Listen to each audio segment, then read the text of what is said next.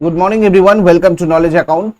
আমি 3 মে 2024 এর daily current affairs নিয়ে তোমাদের সাথে ডিসকাস করব উইথ স্ট্র্যাটেজিকে।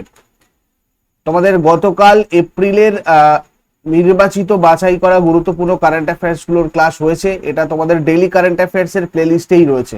তোমরা যারা যারা আগের দিনে দেখোনি ক্লাসটা অবশ্যই দেখে নিও। আর এপ্রিলের কারেন্ট অ্যাফেয়ার্স তোমরা আগামীকালের মধ্যে আমাদের অ্যাপে পেয়ে যাবে, অথবা ডেসক্রিপশন বক্সে মান্থলি আর ইয়ারলি কারেন্ট অ্যাফেয়ার্সের যে লিঙ্ক আছে ওখানেও তোমাদের এটা অ্যাভেলেবেল হয়ে যাবে। আজকে তোমাদের পোল দেওয়া হবে এই ডাব্লিউবিপি কনস্টেবলের ফ্রি মক টেস্টের জন্য এবং পিএসসি ক্লার্কশিপের ফ্রি মক টেস্টের জন্য। তোমাদের এই টাইমিংটা কখন হবে সেটার জন্য তোমাদের আজকে পোল দেওয়া হবে। তোমরা অবশ্যই পোলে অংশগ্রহণ করো ইউটিউব কমিউনিটিতে এবং আমাদের টেলিগ্রাম চ্যানেলে। আর পুলিশ পরীক্ষার প্রস্তুতির জন্য আমাদের নতুন চ্যানেল কে এস স্টাডি, এটাতে তোমরা অবশ্যই জয়েন করে নিও। এখানে তোমাদের অলরেডি 7টার সময় প্রত্যেকদিন ক্লাসেস চলছে। আমি এই ভিডিওর কমেন্ট বক্সে এর লিঙ্ক দিয়ে রেখেছি। দেখো, আজকের প্রথম প্রশ্ন আমরা যেটা দেখবো, কে 1 মে 2024 নৌবাহিনীর ভাইস চিফ হিসাবে দায়িত্ব গ্রহণ করেছেন? নৌবাহিনীর ভাইস চিফ হিসাবে দায়িত্ব গ্রহণ করেছেন vice admiral Krishna Swaminathan. Vice admiral Krishna Swaminathan 1 মে 2024 নৌবাহিনীর উপপ্রধান হিসাবে দায়িত্ব গ্রহণ করেছেন, ভাইস চিফ। এখানে এক্সট্রা নোটস তোমরা যেটা নিয়ে রাখবে সেটা হচ্ছে অ্যাডমিরাল দীনেশ কুমার ত্রিপাঠী নৌবাহিনীর 26তম প্রধান হিসাবে দায়িত্ব গ্রহণ করেছেন 30 April 2024। Admiral Dinesh Tripathi admiral R হরিকুমারের স্থলাভিষিক্ত হয়েছিলেন, অর্থাৎ এর আগে এই জায়গায় ছিলেন আর হরিকুমার। সর্বাধিনায়ক হচ্ছেন সভাপতি Droupadi Murmu, chief of defence staff general Anil Chauhan, আর এটা প্রতিষ্ঠিত হয়েছিল 26 জানুয়ারি 1950।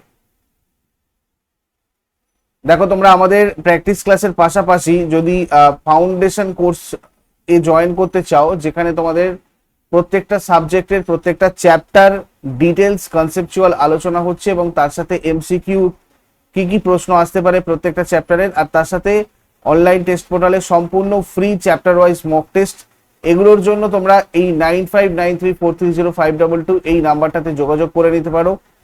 আর ডাব্লিউবিপিএসসি ক্লার্কশিপের জন্য যদি প্রস্তুতি নাও তাহলে তোমাদের প্রিলিয়ার মেনের ইন্টিগ্রেটেড ব্যাচ চলছে আমাদের অ্যাপে। এটার জন্য তোমরা এই হোয়াটসঅ্যাপ নাম্বারে যোগাযোগ করে নেবে।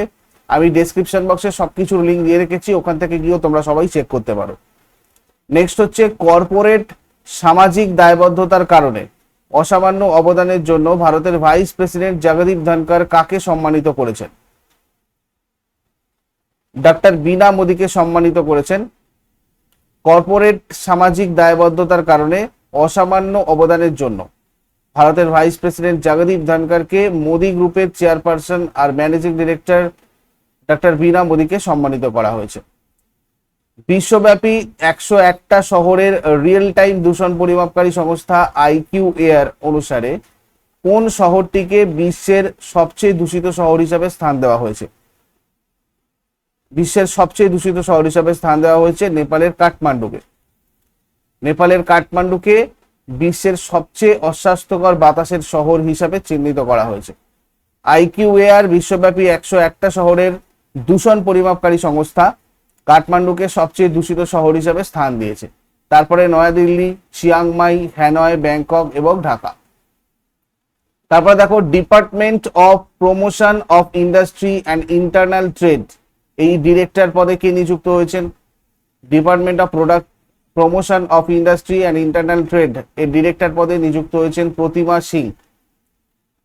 প্রতিমা সিং 2009 ব্যাচের IRS অফিসার, শিল্প আর আভ্যন্তরীণ বাণিজ্যের উন্নয়ন বিভাগের পরিচালক হিসেবে নিযুক্ত হয়েছেন। 5 বছরের জন্য নিযুক্ত হয়েছেন। আর এই DPIIT হচ্ছে ভারতের বাণিজ্য আর শিল্প মন্ত্রকের অধীনে একটি কেন্দ্রীয় সরকার বিভাগ। এটা প্রতিষ্ঠিত হয়েছিল 1995 সালে।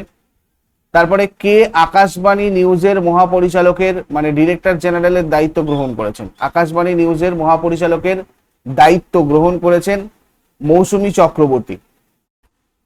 আকাশবাণী নিউজের মহাপরিচালক হিসেবে দায়িত্ব নিয়েছেন ভারতীয় তথ্য পরিষেবা এর senior officer Mousumi Chakraborty. About all India radio আর আকাশবাণী, দেখো অল ইন্ডিয়া রেডিও বা আকাশবাণী সম্পর্কে আমাদের যেগুলো জেনে রাখা উচিত, এটা প্রতিষ্ঠিত হয়েছিল 1936 সালে এর মোটো হচ্ছে বহু জনহিতায় বহু জনসুখায়। এর সদর দপ্তর নতুন দিল্লিতে রয়েছে। তারপরে ইসহাক দারকে কোন দেশের উপপ্রধানমন্ত্রী হিসাবে নিযুক্ত হয়েছেন? ইসহাক দারকে ইনি পাকিস্তানের উপপ্রধানমন্ত্রী হিসাবে সম্প্রতি নিযুক্ত হয়েছেন। দেখো, শেহবাজ শরীফ পাকিস্তানের 23তম প্রধানমন্ত্রী, ইনি শেহবাজ শরীফ। রাজধানী পাকিস্তানের ইসলামাবাদ। অফিসিয়াল ভাষা উর্দু এবং ইংরাজি। রাষ্ট্রপতি আসিফ আলী জারদারি 14তম রাষ্ট্রপতি। মুদ্রা পাকিস্তানি রুপি। জাতীয় খেলা হকি। সর্বোচ্চ শিখর কেটু। দীর্ঘতম নদী ইন্দাস রিভার। সংসদ যদি দেখি ন্যাশনাল অ্যাসেম্বলি, আর ন্যাশনাল অ্যান্থেম হচ্ছে কোয়ামি তারানা। তারপরে Manipal academy of higher education দ্বারা নিম্নের কে সম্মানসূচক ডক্টরেট উপাধি পেতে চলেছেন? Manipal academy of higher education দ্বারা কে ভি কামাত সম্মানসূচক ডক্টরেট উপাধি পেতে চলেছে। Manipal academy of higher education দ্বারা national bank for financing infrastructure and development এর চেয়ারম্যান এবং জিও ফাইন্যান্সিয়াল সার্ভিসেস লিমিটেডের চেয়ারম্যান কে ভি কামাত সম্মানসূচক উপাধিটা পেতে চলেছেন। ভারতের আর্থিক খাতে এবং বিশ্বব্যাপী প্রভাবে তার উল্লেখযোগ্য অবদানের স্বীকৃতি স্বরূপ এই সম্মান। তারপরে নিম্নের কে আসন্ন টি-20 বিশ্বকাপে পাকিস্তানের প্রধান কোচ হিসাবে নিযুক্ত হয়েছেন? Gary Kirsten.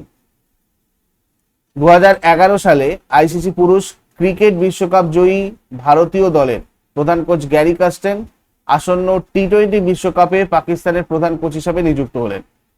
অস্ট্রেলিয়ার ফাস্ট বোলার জেসন গিলেপসিকে টেস্টের প্রধান কোচ হিসাবে নিয়োগ করা হয়েছে। আর আজহার মাহমুদ, যিনি সম্প্রতি নিউজিল্যান্ডের বিরুদ্ধে টি-20 সিরিজের সময় প্রধান কোচের দায়িত্ব পালন করেছেন, তিনি একটি সর্বফরম্যাট সহকারী কোচ হিসেবে নিযুক্ত হয়েছেন। তারপরে আন্তর্জাতিক দাবা ফেডারেশন সম্প্রতি কাকে গ্র্যান্ডমাস্টার উপাধিতে ভূষিত করেছে? International chess federation recently Vaishali Ramesh বাবুকে গ্র্যান্ডমাস্টার উপাধিতে ভূষিত করেছে।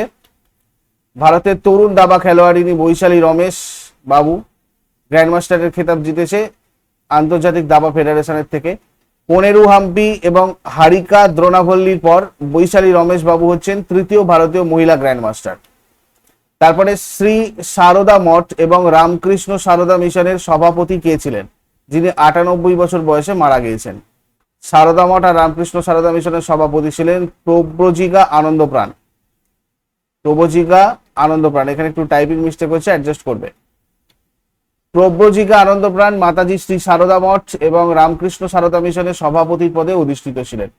14 জানুয়ারি 2023 সভাপতির দায়িত্ব গ্রহণ করেছিলেন। তারপরে দেখো, আয়ুষ্মান ভারত দিবস কবে পালন করা হয়? আয়ুষ্মান ভারত দিবস, আয়ুষ্মান ভারত ডে পালন করা হয় 30 এপ্রিল। আয়ুষ্মান ভারত দিবস সম্পর্কে তোমরা যদি দেখো, আয়ুষ্মান ভারত দিবসটা প্রত্যেক বছর 30 এপ্রিল ভারতে পালিত হয়। এই দিবসটা পালন করার উদ্দেশ্য হচ্ছে সকল নাগরিকের জন্য স্বাস্থ্য সুবিধার গুরুত্বের উপর জোর দেওয়া। আর আয়ুষ্মান ভারত প্রকল্প, এটাকে প্রধানমন্ত্রী জন আরোগ্য যোজনাও বলা হয়, PMJAY। সেপ্টেম্বর 2018 সালে চালু করা হয়েছিল আয়ুষ্মান ভারত দিবস। আর এই পরিকল্পনার অধীনে সকল যোগ্য সুবিধাভোগীকে 5 লাখ টাকা বিনামূল্যে স্বাস্থ্য বীমা প্রদান করা হয়। এরপরে আগের দিনের হোমওয়ার্কে কি কি প্রশ্ন দিয়েছিলাম তার উত্তরগুলো দেখো। O2 মানে অক্সিজেনের আণবিক ভর কত? 32। সাদা কালো ফটোগ্রাফিতে কোন পদার্থ ব্যবহার করা হয়? এর উত্তর হয়ে যাবে সিলভার ব্রোমাইড। আর আজকে তোমাদের জন্য প্রশ্ন থাকবে, মহাবীরের মায়ের নাম কি, মহাবীরের স্ত্রীর নাম কি ছিল? এই দুটো শেষকালে আমাকে কমেন্টে জানাও। চট করে আগের দিনের গুলো কুইক রিভাইজ করে নেব। যারা যারা লাইভে রয়েছে অ্যান্সার করার চেষ্টা করবে।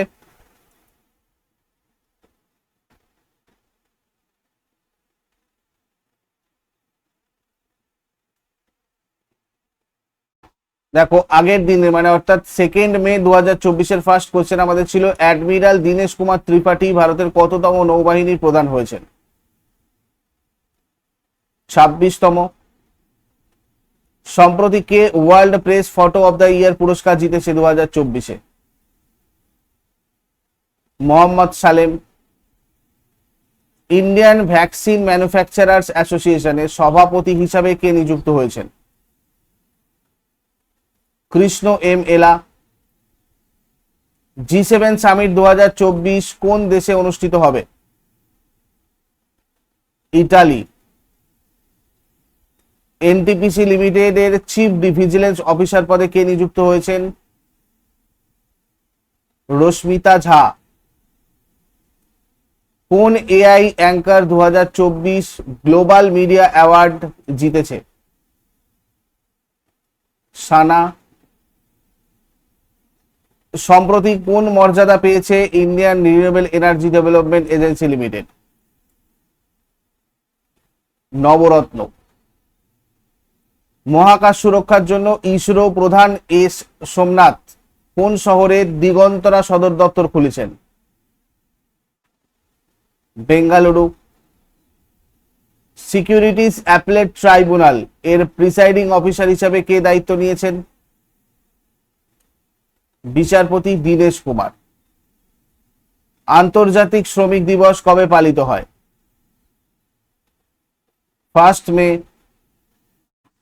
এগুলো ছিল তোমাদের আগের দিনের কারেন্ট অ্যাফেয়ার্স। ইউজফুল বলে মনে হলে অবশ্যই সবাই লাইক করো আর কমেন্ট বক্সে তোমাদের ফিডব্যাক জানিও, যাতে এই সেশনটা আরো বেটার করে তোমাদেরকে প্রোভাইড করতে পারি। আর নলেজ অ্যাকাউন্টে যারা নতুন রয়েছে তারা সাবস্ক্রাইব করে বেল আইকন প্রেস করে অলে ক্লিক করে নাও।